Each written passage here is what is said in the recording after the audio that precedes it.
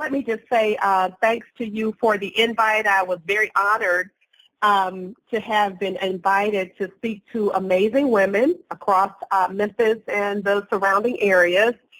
This is super exciting for me, one, because it comes on the heels of a promotion, which, you know, for my topic talks specifically about highly successful women. So we're going to have some fun today and really do some really good stuff around things that I believe are important to me. Again, I'm Leslie Coleman, Vice President, Head of Equity, Diversity, and Inclusion for Nutrien. Started with the organization just a little under 6 weeks ago. So this is quite a treat to come and headline not only for Nutrien, but also as a stepping point for myself. So next slide, are we ready? Okay, all right, so today we're here to talk through this topic could not have come at a better time.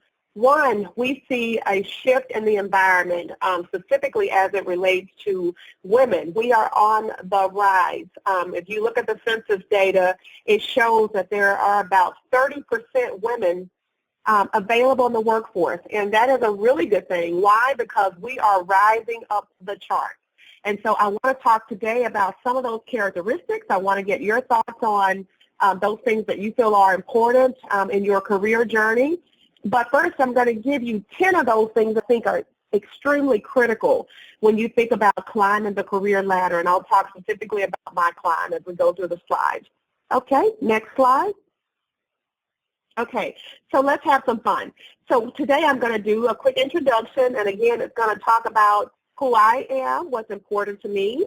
I'm going to go through about 10 different characteristics of highly successful women. And then at the end of this, guys, the moral of the story is it's personal. So this has to be a personal journey for you if you are interested in joining the league, okay? And then we'll have a brief Q&A question session to give you an opportunity to ask some questions.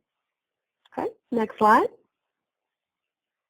Okay, so this is where the fun began. So introducing myself, I am an identical twin, born and raised on a small farm. I'm the mother of two. I'm a Razorback, so I can beat the best of them calling the hogs.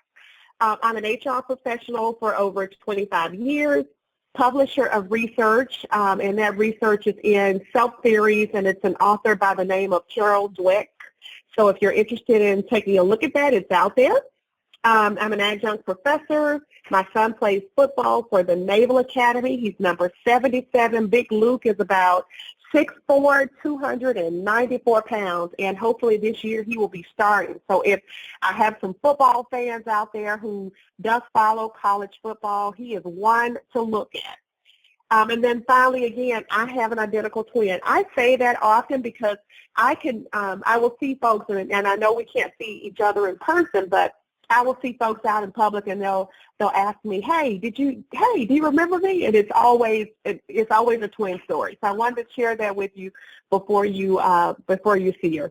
Okay, next slide. Okay, so let's talk through again some of those things that matter to me. Okay, so on the left you have my son who's 14 years old. His name is Lane Coleman. Lane is about 6'4", 260 pounds. And I give you his size because he is just a baby, but he is as tall as a real little man. So I'm very proud of Lane. He models and acts. Just actually had an opportunity to do some Discovery Talent work yesterday. So I'm very proud of my little Lane. Again, he's 14 years of age. And then the other part of that is Navy. So Navy is a big part of our family. So my son had an opportunity to play in the Army-Navy game. And boy, was that the best opportunity any kid could ever experience. So as most of you know, the President of the United States actually attends that game every year, and so does the Vice President and some of his staff members. So my son has an opportunity, and twice over, to shake the hand of the President of the United States. So Navy is near and dear to our hearts. Now, I'll be honest with you, when he was signing up for this, we didn't really know that it was military because he received a full football scholarship. However, getting into the academy, and I'm certain most of you know this as well, it's very, very high. So they accept about 1,000 folks per year. The grade point average has to be very high, and also your ACT, SAT scores, as well as some recommendations from your congressmen and senators. So it's a very rigorous process. It's very tough, a very difficult environment to get in and stay in. And he's still there. So you guys keep your fingers crossed for me and that little, that big boy of mine, Luke Coleman. And then second from the right, you'll see his coach, Coach Ingram.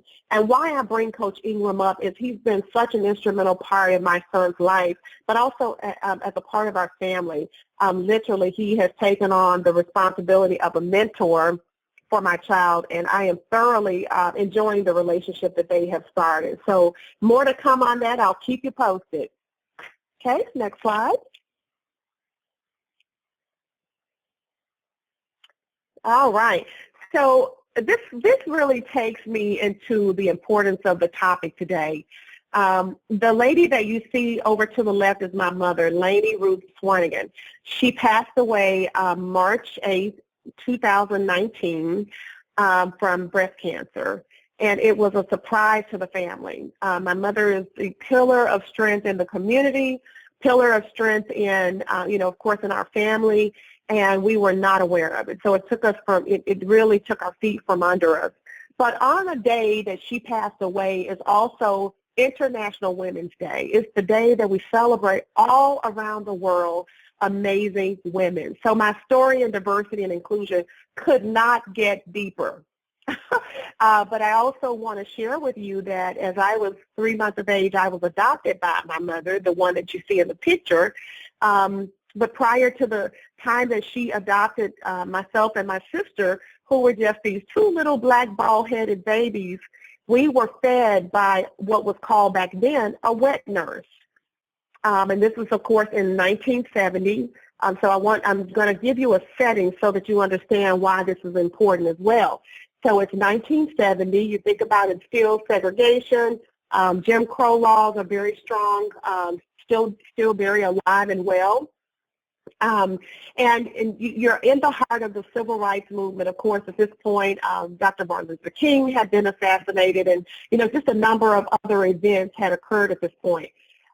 We were chosen by a wet nurse from the Salvation Army, which, is another story. But this wet nurse just happened to be white.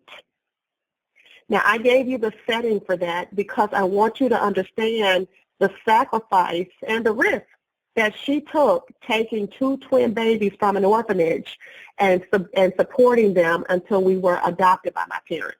And so I say that because, of course, right now my field, the work that I do is in the diversity and inclusion space. And my story just gets deeper. But the best part about that is, what if I had chosen to be a racist? What would that say for me now that I know several years later, we found the birth parents just 6 years ago. So we just met her 6 years ago. So anyway, I say that as an important part of who I am, and that continues to be a part of my intro. On the right-hand side, you see me. So here's the best part about the quote that my mother used to say to us all the time: you have to see it to be it. I used to imagine myself going across the world and visiting different countries and really seeing different people. And I continue to envision that for myself until it actually happens. I have been to every continent of the world with exceptions of Antarctica. The jacket that you see me wearing came from India, and it was one of my team members who felt like I had earned the right to wear the garb. And I am so excited and still privileged today to have relationships with those employees, and even for another company, but we are still very connected on social media. Okay, next slide.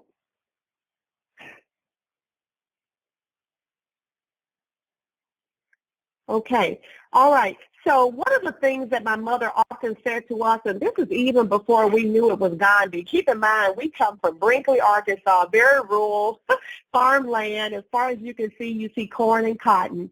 But my mother used to always say, be the change you want to see. Be exactly, Leslie, if you want to see the homeless, you want to see the homeless population housed, create housing, if you want to see, because I used to always ask the questions why. And I actually chose a master's degree in psychology based on some of the theories around, self theories and all of those things that are important for people when they're making decisions about their lives and their careers or even not making the right decisions. So be the change is one of our favorite quotes, and I thought I would use that here. I'm also a Hong Kong, a Kong fan, and so I watched this. This was just so gentle to me, but I wanted to make sure that you saw that. Okay, all right, next slide.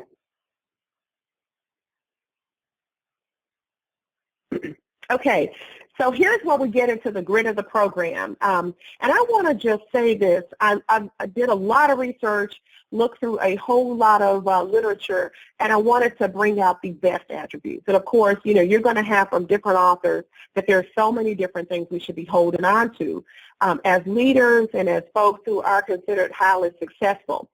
But there are just a few of these things that I believe hit home with me, and I want to share those with you today. The first is they have ambition. So when you think about highly successful women, they do not dream about being the best in their section or department. Their eyes are set on the best in the state or the country or even the world. Most want to change the world, and that's important. They are always positive. Successful women know how to deal with disappointment in a way that really keeps them from getting down and staying down. They know the future is bright. They're organized. They decide what they want to do, and they do it. Simple and organized. They establish boundaries, and they keep to those boundaries so that everything else in their lives operate effectively. They're constant learners. These women do not stay static. As the saying often goes, they will not allow grass to grow under their feet. They are continually improving themselves and use mentors and coaches to accelerate their improvement. And I always give an example of having either a personal or professional board of directors. So if you're looking to increase your awareness around a certain business sector, or if you're looking to go into a different career field, I would suggest establishing a personal board of directors and choosing folks from either those career fields or those business sectors to support your transition. Okay. Oftentimes, folks will ask me the question, Leslie, how did you do it? How did you end up going from being an HR professional to getting over into diversity and inclusion? Well, guys, I saw that there was a need, and I allowed my interest to become a passion. And I followed that passion. I started to attend conferences. I started to have conversations with leaders at very high levels.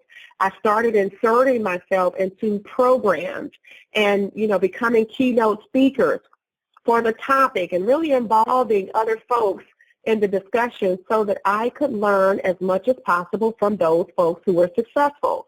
And that's what I would suggest you do. Now, oftentimes, we create these mentors, but we don't follow up. We don't come to the mentor with an agenda. That's very important. You have to be intentional about being successful. Okay? They know failure and success go together. Guys, there are going to be times when the answer is no, okay? But the no doesn't mean no forever. It means not right now. That's the way I take it. It's not right now or even not you. So, from time to time, if I get a no from one person, I'll figure out how to socialize that no with someone else. And from my experience, I've been successful. So I would suggest, even if there is a no in the plans, it doesn't mean forever. It just means not right now or not that person. Okay? They remain grateful. All right. Now, here's the good thing about knowing who you are.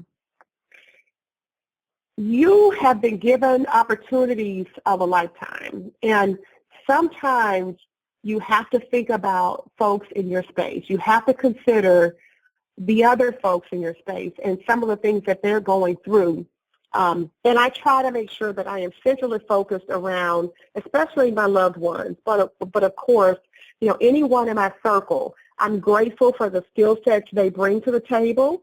I'm grateful for their presence. I'm grateful for the time that we spend together. I am grateful for the opportunities that I've been given, because it could be so different. And so oftentimes, if you find yourself in a space of gratefulness, all great things will come to you. They work hard and persistently. Now, I can tell you over the last 6 weeks, it has not been a cakewalk. So transitioning to a new role, of course, this is a vice president officer's role. And yes, I've had vice president roles in the past, but this one is establishing a brand new COE. So that's a Center of Excellence for the Equity, Diversity, and Inclusion space. So it's really bringing the entire organization along for the journey. This organization is anchored out of Canada, Calgary to be exact, with a corporate location in Loveland, Colorado, which is where I will relocate by in January of next year. But this organization is about $45 billion of revenue, so we're not talking small potatoes. And it really requires that we bring everyone along for the journey. It's in agriculture, so of course there's a very traditional theme that runs through the veins of agriculture, and especially when you're broaching the topic of equity, diversity, and inclusion. So there is so much more to come. I'm super excited. I'm establishing a team. I'm bringing folks along for the journey. I'm acting as though I'm grateful. I'm having to be extremely organized. I'm remaining positive, and I'm extremely ambitious, as you can see. Okay? They don't sweat the small stuff. So I can tell you that when I initially started with the organization, I remember someone talking about what was called a homework bag. And I thought to myself, my goodness, do you ever take a break? Do you ever, get off? And I had to ask myself the question, Leslie, what is it that what would you like to see? I mean, this role will require the above and beyond. This role will require the discretionary effort. And you can't take that lightly. And so if you find that your colleagues are working, in a way that says there is more work to do, you have to figure out what works best for you. But at some point, it would take us making some considerations for that. Okay? And then sweating the small stuff. So on the homepage, President was a lot of great feedback. So he released an article about, hey, Leslie Coleman is coming on board as our Vice President of Equity, Diversity, and Inclusion. We're so excited. This is our very first time erecting the space. And we had all of these wonderful comments from our employees. And then there was a gentleman at the base of the comments that said sellout. So they called Nutrien a sellout for hiring an African American and also for setting up a equity, diversity, and inclusion function. Now, why did I know, what that comment meant? Because this is not the first time in the agriculture space for me, and it wasn't my first experience. But this is what I said to the organization. Again, going back to don't sweat the small stuff.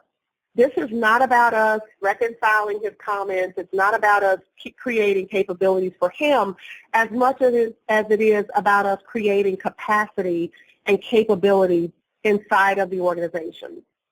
So really developing the capabilities to have those hard discretionary conversations, but sometimes are difficult conversations around respect and dignity in the workplace. Okay? They choose their battles wisely, okay? Successful women don't make a big deal about every little thing. But if there is a real problem, rest assured, they will have the courage to speak up and solve it within their sphere of influence. Now, I think there was a question on the line that talked about having these difficult conversations, and I believe Laura talked about the opportunity to lead. Guys, all of this is very true. It rings true to leaders who are courageous. You have to step out there. You have to have those conversations because you never know how it can start to change the culture. And I say this often, and I know you've probably heard this more times than not, but culture eats strategy any day. And I'll say that again. Culture eats strategy any day of the week. So you can have the best strategy known to man. You can go out and hire the best consultant and create the best strategic opportunities for very large-scale, publicly traded organizations, and yes, off to the races you go. But if your culture is not ready for the strategy, then your strategy is dead. It is very important that there is a sense of cultural readiness. There's a sense that preparing for the types of conversations, those difficult conversations that you want to start having in an organization, especially if the conversations are new, is important. Right now, I will tell you, we are under the largest racial divide we've ever seen in the history of the world, not just the U.S., but this is all over the world. We've never seen transformation like this in the space of equity, diversity, and inclusion. Now is the time for us to continue to have those positive conversations, positive more so than ever, because we've seen things like the Chauvin trial, where no matter how the trial went, there's going to be two sides to it. We've seen things like, of course, the actual death of George Floyd. You know, those things are really divisive. Those things have divided the world. And now it's time for us to figure out how to bring the world back together in a positive manner. And then finally, they have confidence. So there is not a day that has gone by in my career that I have not had to exercise some level of confidence in terms of either maintaining and controlling a boardroom discussion, having discussions with my peers in terms of how we execute, having discussions with my children in terms of how they execute. So confidence is very important. If you're highly successful or you're striving to be a highly successful woman, confidence comes with the territory. They should see you coming before you step in the room, and they should know that you were there after you leave. Okay? Next slide. So let's go through some of the more positive things that I believe wrap this story up. So the moral of this story is, it's personal. Most women who wear these traits were not born with silver spoons in their mouth. True, they're intelligent and focused, but they don't have superpowers.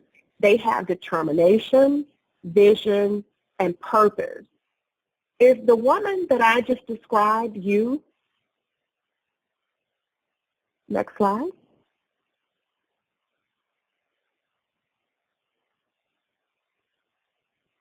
Everybody has a story. If you don't know the story, you can't lead. Learn the story. Next slide.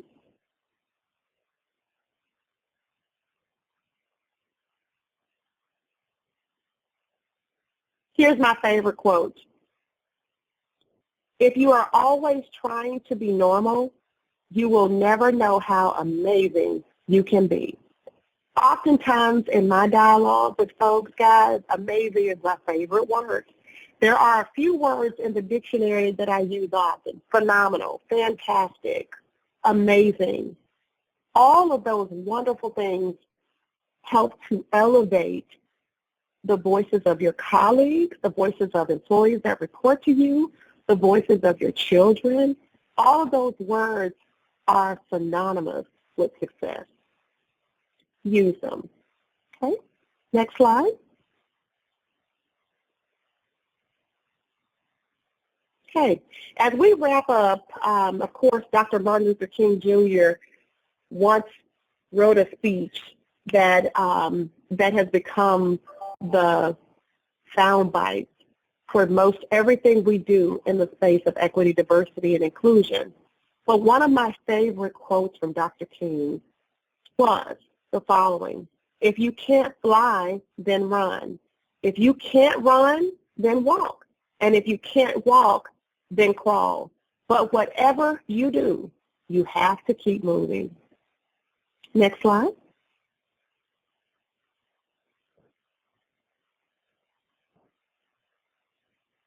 I wrap up with this.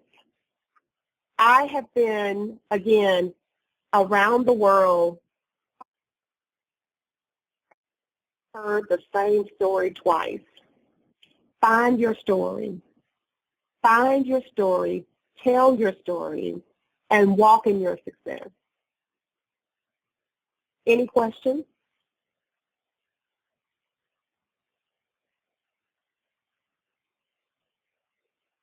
Oh, awesome. Thank you.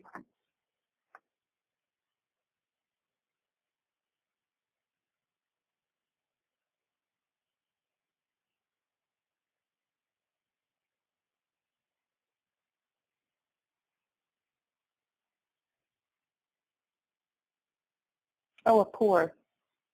Well, it starts with, Alicia, very good question. Thank you for the question. You know, it starts with really understanding who you are and what you want to be. It really feels like, you know, sometimes we think of all the things we've gone through, but we don't think of how we've gone through those things and the tenacity in which we've used our strengths and our superpowers. We said we don't have superpowers, but I believe we do. We've had to use those things to really build on some of those things that have happened in our lives. And so I always take it from the perspective of having mentors to really feed into our lives and to make us better in terms of who we are. So it's, you know, having a mentor, it's asking those right questions with the mentor, coming prepared with an agenda with that mentor, so you start to grow, build, and develop confidence and character.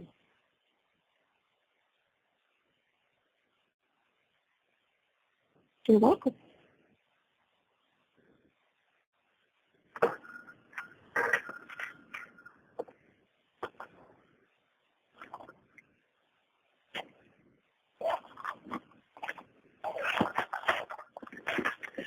You know what? I'll be honest with you. So I'm from Arkansas. I'm country every day, all day. And most of what you see is what you get with me. So I don't think so. I don't think I do. I've seen other folks do it. And I don't know. I would say authenticity is what you, is sort of your calling card. So if you're speaking to men differently, I would say adjust the language so that whatever they see in front of you, if you're speaking with a woman, shows up the same way when you're speaking with a man.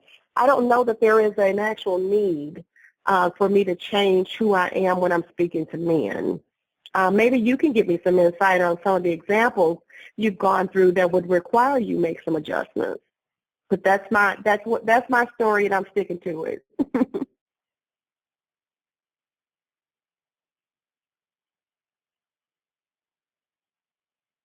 Okay.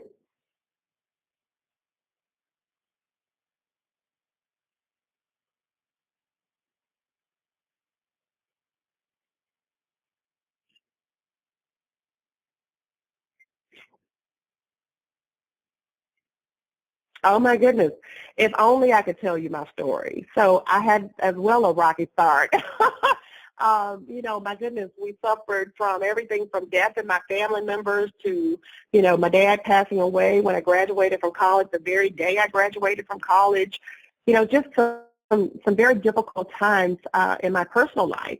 But what sets me apart is the wind. So it's my story. I know what my story is. I know exactly who I want to be, and I race for it. One of the things that I encourage every woman on this phone in listening distance to do is continue to invest in yourself. I took this role, you know, as an officer of a $45 billion organization, and the very first thing I did, guys, was hired a speech coach. That's a personal investment for me. I hired a speech coach. I also hired a consulting firm to support everything from character building. I mean, so there's all sorts of, you know, I have an executive coach that I'm paying for out of my pocket. And so there's ways that you can establish yourself as a front runner, and there are ways that you can, you know, really drill into this is who I am and this is what I'm striving for, and actually achieve a sponsor. I had my sponsor raise his hand and say, hey, I'm your sponsor. And he's a senior vice president for FedEx right now Shannon Brown. Very proud to talk about Shannon Brown. He's a man, by the way, and I think he received an invite to our program. He's actually one of the folks who pinged me to say, hey, you're on program. But he is an amazing gentleman. He's an amazing man who has served as a very instrumental part of my life, even after leaving FedEx, and that's probably over 8 years ago. We still keep in contact. We still have regular agenda items to share. We still do lunch. We still do whatever, just to ensure that I am pacing towards the right direction, and he is supportive. So I want to make sure that I leave you with that. Invest in yourself, no matter where you are, where you go, no matter how difficult your story. There's a whole lot of people, even though they didn't have bootstraps, because I hear this all the time. People will say, hey, pull yourself up from your bootstraps and get rolling. Well, some people didn't even have bootstraps, but they pulled themselves up anyway. Well, I think I was one of the ones that didn't have the bootstraps, but I created bootstraps, and I kept pulling myself up from those bootstraps that I created, and I continued to tell my story, and here I am.